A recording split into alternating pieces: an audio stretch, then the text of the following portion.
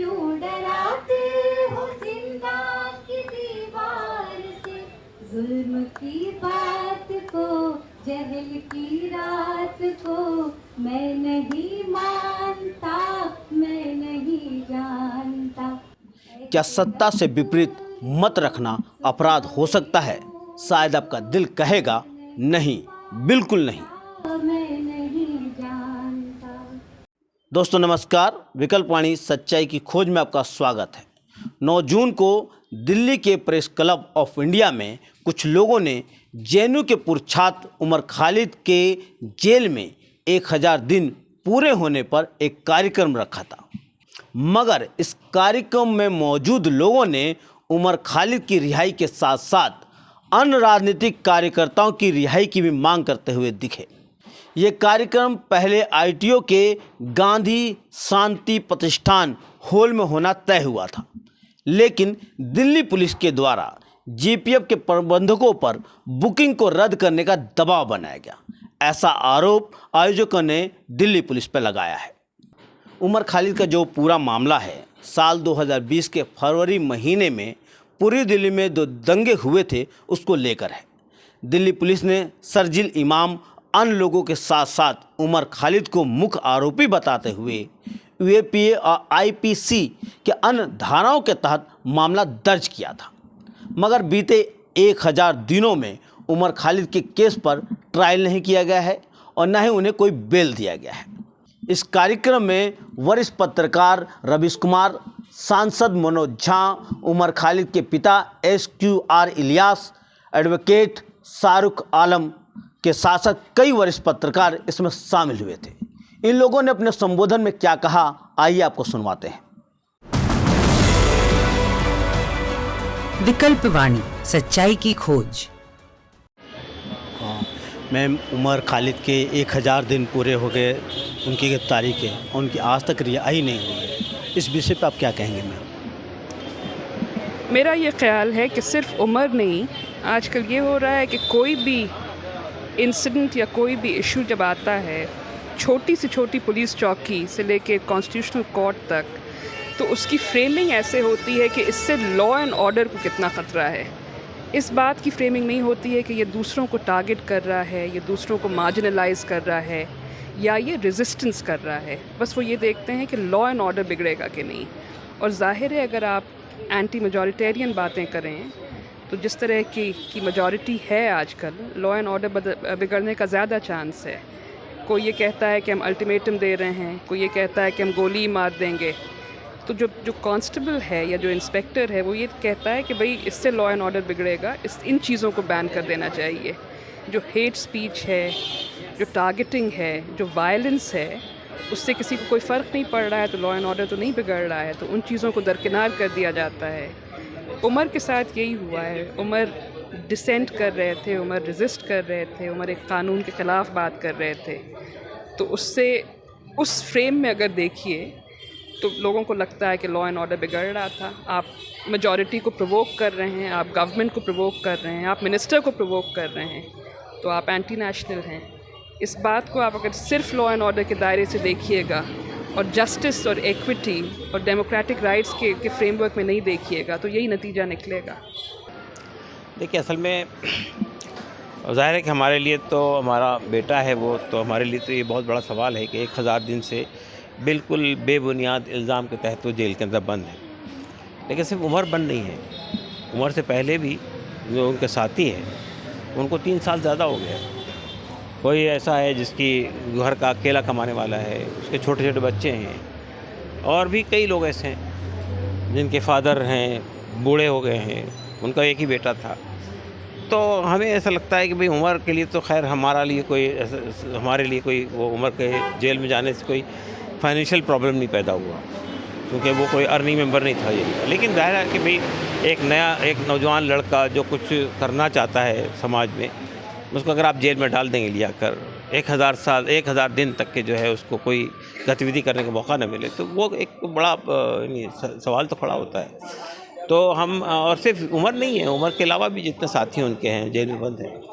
तो हमें बहरहाल एक अच्छी बात जो मैंने यहाँ भी कही है वो ये है कि उसके अंदर कोई कमज़ोरी नहीं आई है, कोई हौसला नहीं टूटा है, उसका कॉन्फिडेंस लूज़ नहीं हुआ है, वो फ्रस्ट्रेट नहीं है, तो ये एक अच्छी अलामत हमारे लिए। हमने पिछले 9 सालों के दौरान राज्य की हिंसा करने की क्षमता को बदलते हुए देखा है। अब राज्य अपनी पार्टी, गोदी मीडिया और आईटी सेल के जरिए आप पर मानसिक हिंसा करता है, आपको बदनाम करता है। और इसकी शुरुआत अगर ठीक तरीके से देखी जाए, संगठित तरीके से देखी जाए, तो उमर खालिद से होती है। जब वो अनजाने में उन टीवी चैनलों के स्टूडियो में चले गए इस उम्मीद में कि इन चैनलों के जरिए किसी की बात रखी जाती है, किसी का पक्ष रखा जाता है, मगर जब तक वो जाते तब तक चैनलों ने अपना रुख हमेशा हमेशा के लिए आने वाले 10-12 साल और न जाने और कितने साल के लिए बदल लिया। तो गोदी media IT cell political party के जरिए एक पीएचडी के छात्र को देशद्रोही के रूप में स्थापित कर दिया गया। समाज की नजर में उसे कमजोर कर दिया गया, जो पहले से ही कमजोर था। हमारी आपकी तरह पढ़ने लिखने वाला एक लड़का था जो नहीं जानता था कि उसके पीछे इतनी तैयारी से सिस्टम ने हमले के सामान जुटा लिए। दूसरा तरीका राज्य ने अपने हिंसा का ये बदला, ये आप सभी जो सुन रहे हैं उसे समझना भी चाहिए कि पहले राज्य कानून की धाराओं की आड़ में छिपकर हिंसा करता था, लेकिन अब हिंसा करने के लिए वो कानून बनाने लगा है ताकि वो खुलकर हिंसा कर सके। मैंने एक दिन सदन में कहा था, मैं कहीं इंदौर से लौट रहा था, तो पहली बार मैंने एक बड़ा सा बोर्ड देखा, G20 the mother of democracy welcomes the delegates. तो मैंने पार्लियामेंट के अंदर कहा, इसलिए केस मुकदमा भी नहीं हो सकता है। मैंने कहा कि ये डेमोक्रेसी की माँ है, लेकिन माँ बड़ी बीमार चल रही है, और इस माँ को 9 वर्षों में खास तौर पर इतना बीमार कर दिया गया है कि आप इसको fit case of multiple organ failure ले सकते। मैं इसलिए क्यों कह रहा हूं, अभी मैं 1-2 छोटी चीजें कहूंगा। शाहरुख जी कह रही थी, फिर प्रभात सर ने बात रखी जजेस को लेकर के।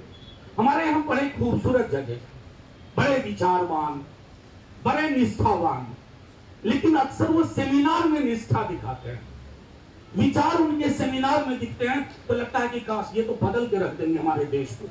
लेकिन जब मैं जजमेंट देखता हूं तो वो मोहब्बत मिसिंग लिंक होती है, वो जुबान मिसिंग लिंक होती है, चाहे इससे पहले वाले हो या आज वाले।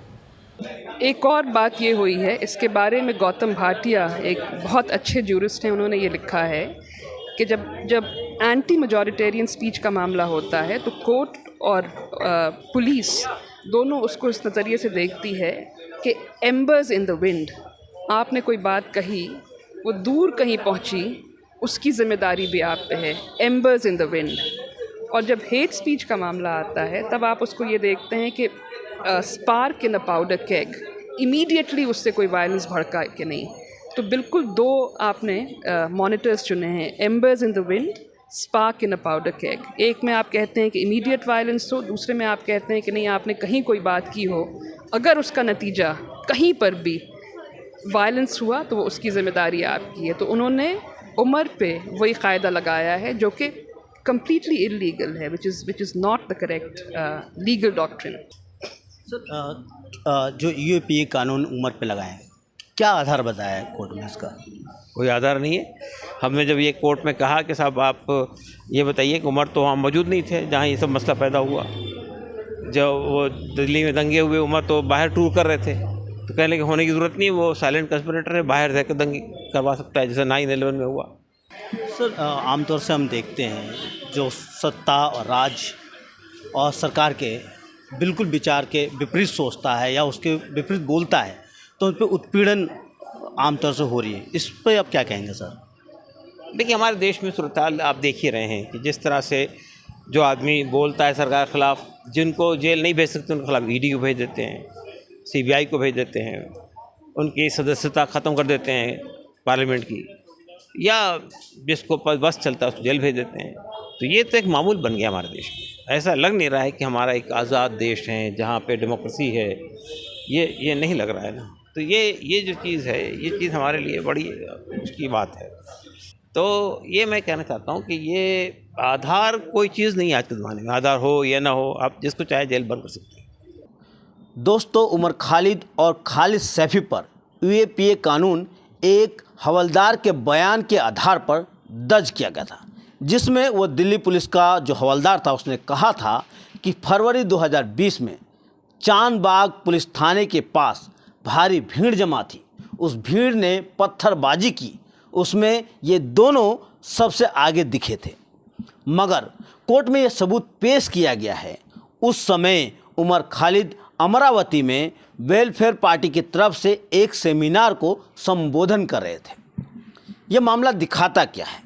यह मामला दिखाता है राज्य और सत्ताधारियों से जो विपरीत विचार रखने वाले व्यक्ति हैं या संगठन है, उन पे यूएपीए जैसे कानून लगाकर उनका उत्पीड़न किया जाता है, या यूँ कहें कि सत्ताधारियों द्वारा उनकी आवाज़ों को दबाने की कोशिश की जाती है। इस बारे में आप सोचिए, समझिए और देखते रहिए विकल्पवाणी सच्चाई की खोज।